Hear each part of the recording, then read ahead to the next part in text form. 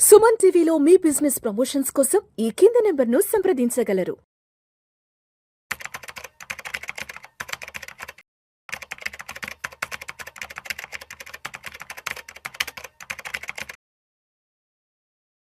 గిరిబాబు గారు నమస్తే సార్. నమస్తే అండి.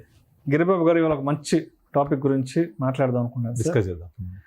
డబ్బుల విషయంలో ఖర్చులన్నీ పోయాక మిగిలిన దాన్ని పొదుపు చేయాలంటారా, లేదంటే పొదుపు చేశాక ఆ మిగిలిన దాన్ని ఖర్చు చేయాలంటారా? సో డబ్బు విషయంలో మన మనస్తత్వం, మన ధోరణి ఎలా ఉండాలి? డెఫినెట్లీ మీరు చెప్పిన దాంట్లో సెకండ్ స్టేట్మెంటే కరెక్ట్. మనకి ఏదైతే ఆదాయం వస్తుందో ఆదాయంలో నుంచి ఫస్ట్ సేవింగ్ చేయాలి. ఆ సేవింగ్ చేసిన తర్వాత మిగిలింది ఖర్చు పెట్టుకోవాలి. వారెన్ బఫెట్ ది 10 కమాండ్మెంట్స్ అని ఒకటి బుక్ ఉంటుంది. అందులో తను చెప్పే మొట్టమొదటి ప్రాథమిక సూత్రం ఏంటంటే, first income minus savings should be your expenses. ఇది rule number 1. Second rule, don't forget the first rule. అంటే అంత గట్టిగా చెప్తుంటాడు తను. ఫస్ట్ వచ్చిన ఆదాయంలో నుంచి సేవింగ్స్ అంటే రేపటి కోసం, రేపటి అవసరాల కోసం, భవిష్యత్ అవసరాల కోసం పక్కన పెట్టిన తర్వాత రిమైనింగే మనం ఖర్చు పెట్టుకోవాలి. అయితే ఇంకొక సేవింగ్ ఉంటుంది. ఇప్పుడు కనుక మీరు అవసరం లేని వస్తువుల మీద ఖర్చు పెడితే రేపు ఆ అవసరమైన వస్తువులు అమ్ముకోవాల్సి వస్తుంది. అంటే మీ ఖర్చు కూడా అవసరమైన వాటి మీద పెట్టుకోవాలి. అంతేగాని కొంతమంది వీకెండ్ వస్తే వీకెండ్ షాపింగ్, లేదంటే మంత్లీ షాపింగ్, అమెజాన్ సేల్ పడితే అమెజాన్ షాపింగ్, ఫ్లిప్కార్ట్ సేల్ పడితే ఫ్లిప్కార్ట్ షాపింగ్, ఇలా షాపింగ్ చేయడం కోసమే షాపింగ్ చేస్తారు. ఇది ఎంత దారుణమైన విషయం అంటే, వాళ్ళు దీన్ని విండో షాపింగ్ అంటారు, ఇంపల్స్ బయింగ్ అంటారు. అంటే ఏదో కనపడింది మంచిది కొనుక్కున్నా, అది కొనేంతసేపు ఉన్న ఆలోచన కొన్న తర్వాత ఉండదు మళ్ళీ. సో ఇవన్నీ వృధా ఖర్చులు. ఫస్ట్ ఈ వృధా ఖర్చులు ఎప్పుడు అరికడతాం? మన డబ్బులు లేకపోతే. కనుక నా ఖర్చులు ఎంత ఉన్నాయి, నాకు అవసరమైన ఖర్చులు ఎంత ఉన్నాయి, లయబిలిటీస్ ఎంత ఉన్నాయి, ముందే మనకు అర్థమవుతుంది కదా. కనుక నా చేతులు కట్టేసుకోవాలి అంటే ఫస్ట్ నా దగ్గర నుంచి వచ్చిన ఇన్కంలో నుంచి సేవింగ్స్ పక్కన తీసేసి, అంటే రేపటి కోసం, భవిష్యత్ అవసరాల కోసం పక్కన పెట్టి రిమైనింగ్ ఖర్చు పెట్టుకుంటూ ఉండాలి. అలా లేకుండా మనము అన్నీ అయిపోయాక సేవింగ్ చేద్దామంటే ఎప్పటికీ జరగదు అది. ఎందుకు? ఈ పనికిరాని ఖర్చులు, అవసరం లేని ఖర్చులు, అనవసరపు ఖర్చులు పెరుగుతూ ఉంటాయి. వాటితో డబ్బులు ఉంటాయా? ఉండవు. అందుకే చాలామంది ఎస్ఐపి చేసేటప్పుడు, ఎస్ఐపి అంటే సిస్టమాటిక్ ఇన్వెస్ట్మెంట్ ప్లాన్ అనేది ఒక ఆటో డిడక్షన్ ప్రాసెస్. ఇది అయితే కొంతమంది చెప్తూ ఉంటారు, ఇట్లా ఆటో డిడక్షన్ వద్దండి, ఎవ్రీ మంత్ నేను చెప్తూ ఉంటాను, అలా చేయమంటారు. నేను అసలు వద్దని చెప్తాను. ఎందుకంటే ఒకటి ఫోర్స్ఫుల్ సేవింగ్ ఉండాలి. ఎస్ఐపి అనేది బై డిఫాల్ట్ ఒక డేట్ పెట్టుకుంటాం, 10th, 5th, 15th అట్లా పెట్టుకుంటే ఆ డేట్ నాడు మొత్తం వెళ్ళిపోతుంది. సో ఆ డేట్ నాడు మొత్తం వెళ్ళిపోతుంది. ఒకవేళ బ్యాంకులో లేకపోతే ఈఎంఐ బౌన్స్ లాగా ఛార్జ్ చేస్తారు. ఒక భయం ఉంటుంది కదా. సో ఈఎంఐ ఎందుకు అంత బౌన్స్ కౌంట్ కడుతూ ఉంటారంటే, ఈఎంఐ అంటే భయం, భక్తి, అంత గౌరవంగా కడుతూ ఉంటారు. కానీ ఇన్వెస్ట్మెంట్ వచ్చేప్పటికీ సడన్గా నా ఖర్చులు పెరిగిపోతే డబ్బులు ఉండవేమో, నేను కట్టలేకపోతానేమో అని చెప్తూ ఉంటారు. అలాంటి వాళ్ళని కట్ చేసుకోవాలి అంటే ఖచ్చితంగా ఒక ఈఎంఐ లాగా ఒక ఎస్ఐపి పెట్టేసి ఆటోమేటిక్ డిడక్షన్ పెట్టేస్తే ఈ డబ్బులు పోయాక మిగిలిందే కదా మీరు ఖర్చు పెట్టేది.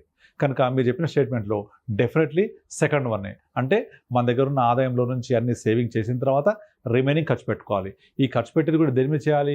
వస్తువుల మీద కాదు, అనుభవాల మీద. చాలామంది ఏం చేస్తారంటే, ఇప్పుడు నేను ఒక షాపింగ్లో చూశాను, షర్ట్ బాగుంది, ప్యాంట్ బాగుంది అని, ఆ షర్ట్ బాగున్న షర్ట్ బాగున్న ప్యాంట్ కాదు, నువ్వు వేసుకుంటే నీకు బాగుంటుందా లేదా, మనం వేసుకుంటే మనకు నచ్చుద్దా లేదా.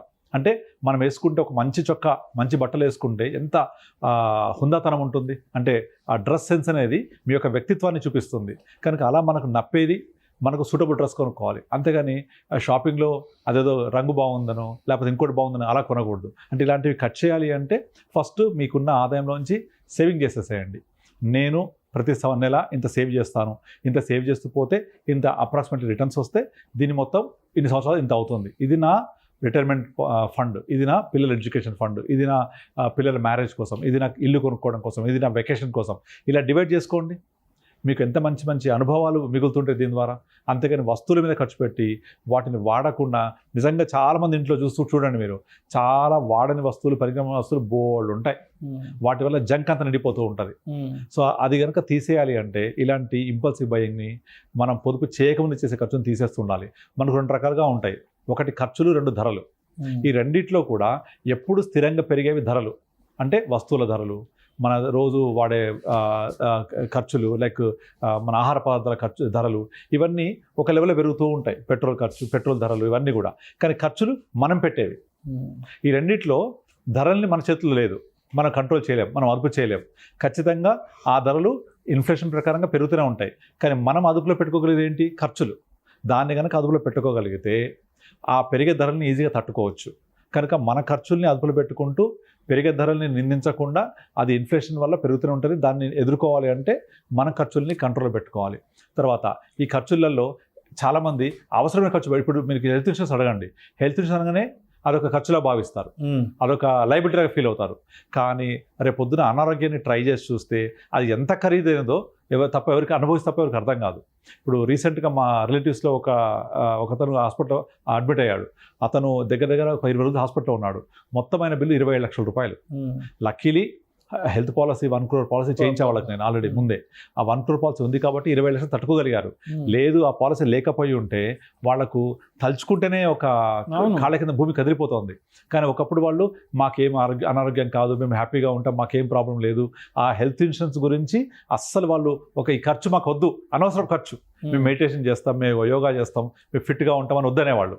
కానీ మా కజిన్ని నేను బలవంతం చేసి కట్టిపించాను నేను పాలసీ. అది అలా కట్టడం వల్ల అనుకోకుండా తను ఒక అనారోగ్యం జరిగినప్పుడు 27 lakhs జేబులో రూపాయి కట్టలే మళ్ళీ వాళ్ళు. అసలు ఆ విషయం తను తలుచుకుంటేనే నాకు కాళ్ళ కింద భూమి కదిలిపోతుంటుంది. ఎలా చేసేవాళ్ళము, ఏం చేసేవాళ్ళము, మా హస్బెండ్ మాకు దక్కేవాడు కాదు ఈ పాలసీ లేకపోతే అన్నంత మాట అని చెప్పింది. అదేవిధంగా టర్మ్ ఇన్సూరెన్స్ పాలసీ, ఈ టర్మ్ ఇన్సూరెన్స్ కూడా చాలామంది ఏం చేస్తారంటే వస్తువులనేమో ప్రేమిస్తారు, మనుషుల్ని వాడుకుంటారు. రివర్స్ చేయాలి, వస్తువుల్ని వాడుకోవాలి, మనుషుల్ని ప్రేమించాలి. మనము వాడే వస్తువుకి ఇన్సూరెన్స్ చేస్తారు, వెహికల్ ఇన్సూరెన్స్, కానీ మనం ప్రేమించే మనుషులకు హెల్త్ ఇన్సూరెన్స్ చేయరు. ఒక హెల్త్ ఇన్సూరెన్స్ అనేది ఒక కుటుంబ పెద్దకు తన మీద తాను ఇన్సూరెన్స్ చేయించుకుంటే తను రిచ్ అవ్వడానికి కాదు, అది తన తదనంతరం ఆ కుటుంబం పేద కుటుంబం అవ్వకుండడానికి. అందుకే health insurance doesn't make you rich, but will help your family not becoming poor.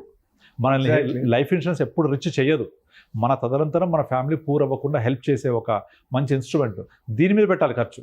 చాలామంది కొన్ని సంవత్సరాల పాటు దీర్ఘకాలికంగా అనారోగ్యం పాలయ్యి ఆస్తులు అమ్ముకొని చూస్తుంటాం చాలామందిని, ఎంతో పేదరికంలోకి వెళ్ళిపోయింటారు. Yeah correct. అలాంటి వాళ్ళు ఒక హెల్త్ ఇన్సూరెన్స్, టర్మ్ ఇన్సూరెన్స్ ఏమి ఇబ్బంది లేకముందు తీసుకొని ఉంటే ఏదైనా అన్ఫోర్సిన్ కండిషన్స్, లైఫ్ అనేది అన్సర్టనిటీ ఉంటుంది, ఏదైనా జరిగితే ఆ కుటుంబానికి ఒక స్వేచ్ఛ దొరుకుతుంది కదా, ఒక ఆర్థిక స్వేచ్ఛ దొరుకుతుంది కదా. నేను ఈ మధ్య కాలంలో దగ్గర ఒక 3-4 ఫీమేల్స్ 38-37 yearsలో హస్బెండ్ కోల్పోయి నా దగ్గరికి వచ్చినప్పుడు వాళ్ళకు ప్రాపర్గా ఫైనాన్స్ ప్లానింగ్ చేసినప్పుడు ఒక్కొక్కళ్ళు 1 crore 1.5 crore ఇన్వెస్ట్ చేస్తే దాన్ని ప్రాపర్గా ప్లాన్ చేసి వాళ్ళ యొక్క నెక్స్ట్ పిల్లలకి తదనంతరం కూడా వాళ్ళ అమ్మాయికి వచ్చేలాగా ప్లాన్ చేసి మనకు ఎంత హ్యాపీనెస్ అనిపించింది. అవన్నీ ఎలా వచ్చాయి? కేవలం ఇన్సూరెన్స్ ఉండడం వల్ల, ఆ కుటుంబ పెద్ద చనిపోవడం వల్ల వాళ్ళకు ఆ డబ్బులు ఈ విధంగా హెల్ప్ అయినాయి. వాళ్ళకు ఎలా చేస్తే బెటర్ అనేది వాళ్ళకు మ్యూచువల్ ఫండ్స్లో ఇన్వెస్ట్ చేయించి మంత్లీ ఇన్కమ్ వచ్చేలాగా, ఆ అసెట్ పెరిగేలాగా ప్లాన్ చేసాం. ఇది అందరూ కూడా ప్రతి ఒక్కళ్ళు కూడా గమనించాలి. నేను ఏం ఖర్చు పెడుతున్నాను, ఏ అవసరం కోసం పెడుతున్నాను అని ముందుగా అర్థం చేసుకోవాలి. అందుకని హెల్త్ ఇన్సూరెన్స్ అనేది ఖర్చు కాదు, టర్మ్ ఇన్సూరెన్స్ అనేది ఖర్చు కాదు. మనం వచ్చే ఆదాయంలోంచి తప్పనిసరిగా చేయవలసిన కొన్ని రకాల ఖర్చుల్లో ఇది కూడా ఒకటి. అదేవిధంగా నేను నా లైఫ్ హ్యాపీగా ఉండాలి, ప్రతి నెల ఒకసారి ఫ్యామిలీతో కలిసి రెస్టారెంట్కి వెళ్ళాలి లేదా సినిమాకి వెళ్ళాలి.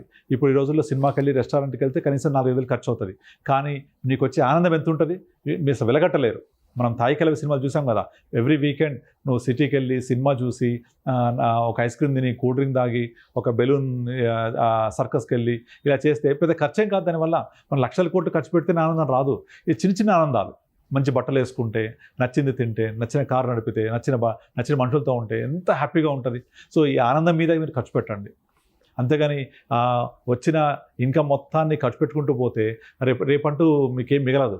సో నారు పోసిన వాడు నీరు పోయిపోతాడంటే చాలా తప్పు. రేపు పొద్దున మన పిల్లల మీద డిపెండ్ అయ్యే పరిస్థితి ఉండదు. పెద్ద అయిన తర్వాత మనకు మనుషులు కావాలి, అనుభవాలు మిగలాలి. ఈ రోజుల్లో ఈ-కామర్స్ అనేది బాగా రీచ్ అయిపోయాక, అవును, చాలా అపార్ట్మెంట్స్ ఫ్లాట్స్లో నేను చాలా అబ్జర్వ్ చేశాను. పొద్దున్న నుంచి సాయంత్రం దాకా ఈ-కామర్స్ డెలివరీలు విపరీతంగా. ఏది ఈ స్విగ్గీలో, జొమాటోలో ఫుడ్ ఆర్డర్లు తీసుకొచ్చే వాళ్ళు, ఈ ఫ్లిప్కార్ట్లు, అమెజాన్, మింత్రాల నుంచి ఈ బట్టలు, చెప్పులు, వస్తువులు పట్టుకొచ్చే వాళ్ళు చాలా చూసాను. అంటే కనీసం రోజులో ఒక 5-6 డెలివరీస్ వాళ్ళకి దీనికే ఉంటాయి, ఇంటికి వస్తుంటాయి. నా ఫ్రెండ్ వాళ్ళ డాటర్కి ఇక్కడ హైదరాబాద్ చదువుకుంటుంది, నెలకు 30,000 ఇస్తాడు, కానీ 10 రోజుల తర్వాత రూపాయి ఉండదు. అయితే ఏం చేస్తుంది అని చెప్పేసి మొత్తం బ్యాంక్ అకౌంట్ తీస్తే ఓన్లీ స్విగ్గీ, జొమాటో తప్ప రెండో ఖర్చు లేదు. స్విగ్గీ, జొమాటో, బ్యూటీ పార్లర్, 30,000 ఫట్టు. జస్ట్ చదువుకుంటుంది అమ్మాయి. అంత దారుణం. సో ఏంటంటే ఎందుకు తన హాస్టల్ ఉంటుంది, మెస్ లేదా అని అడిగాను నేను. బ్రేక్ఫాస్ట్ లంచ్ ఉంటాయి కదా అంటే పొద్దున లేవదు, అక్కడేమో 9:30కి అయిపోతుంది బ్రేక్ఫాస్ట్, అంతే. వీళ్ళు 10ంటికి ఆర్డర్ పెట్టుకుంటారు, మళ్ళీ మధ్యాహ్నం సేమ్ అంతే, కాలేజ్ వచ్చేసరికి లేట్ అయిపోద్ది, ఉండదు, నో ప్రాబ్లం, జొమాటో స్విగ్గీ.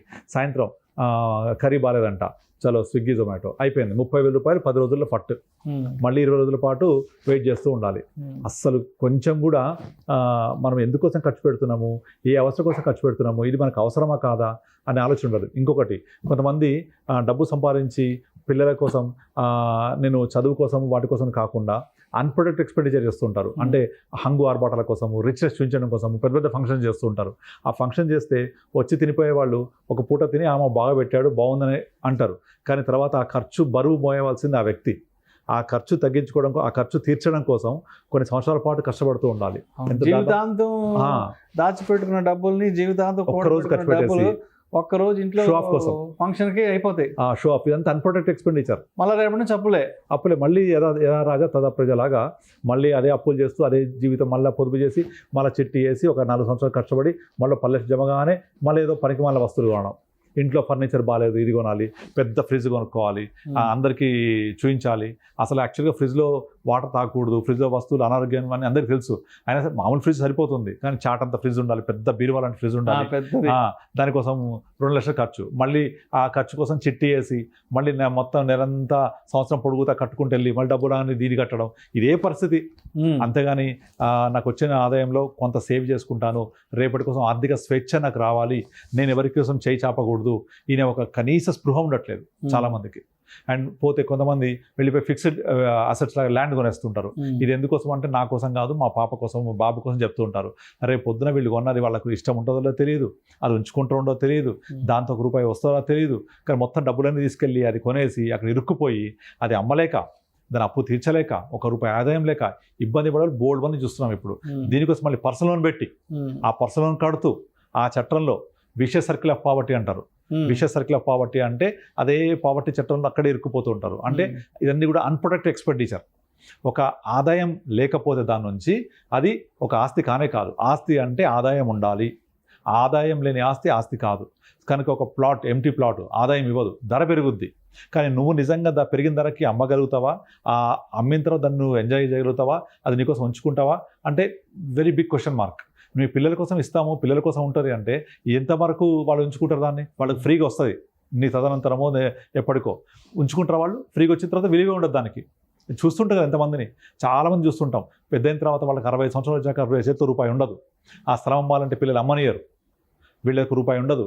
ఆ ఉన్న కొంచెం డబ్బుల్ని అట్లే మెల్లమెల్లగా వాడుకుంటారు. నా దగ్గరికి వచ్చేవాళ్ళు చాలామందిని చూస్తుంటాను నేను. సో అది చాలా తప్పు. కనుక మీరు 50 years వచ్చిన తర్వాత మీ fixed assets compulsory financial assets మార్చుకుంటూ ఉండాలి. అండ్ ముందు నుంచే ప్రాపర్ ఫైనాన్షియల్ ప్లానింగ్ చేసుకోవాలి, ప్రాపర్గా సేవింగ్ చేయాలి. Income minus savings should be your expenses. Thank you sir, thank you so much Giribabu garu. Thank you అండి.